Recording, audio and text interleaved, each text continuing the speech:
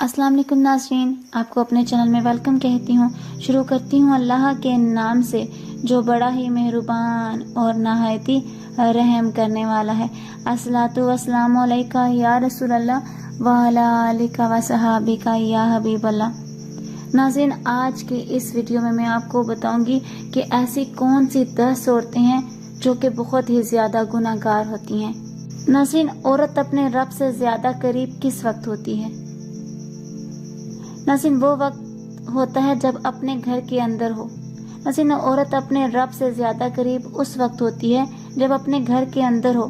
घर के सहन में नमाज पढ़ना इसके लिए मस्जिद में नमाज पढ़ने से बेहतर है, और घर के अंदर नमाज पढ़ना इसके लिए घर के सहन में नमाज पढ़ने से बेहतर है, और कमरे में नमाज पढ़ना इसके लिए घर के अंदर नमाज पढ़ने से बेहतर है।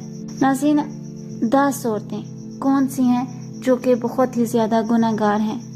नाज़रीन, उनमें एक है बेपर्दा औरत, और दूसरी जिनकी ज़बान बहुत ज़्यादा तेज़ होती है। जी हाँ नाज़रीन, तेज़ ज़बान वाली औरत और हर वक्त मौत मांगने वाली औरत, दीन का मजाक उड़ाने वाली औरत, चुगलखोर औरत, एहसान जतलाने वाली, शोहर की नाफरमान, गीबत करने वाली, बाल खोल कर चलने वाली।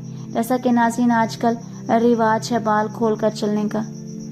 कहीं भी जाएं तो लड़कियां बाहर हमें खड़ी नजर आती हैं जिनके सर पे दुपट्टा नहीं होता। सर पे दुपट्टा तो दूर की बात नाज़रीन, उनके पास दुपट्टा ही नहीं होता।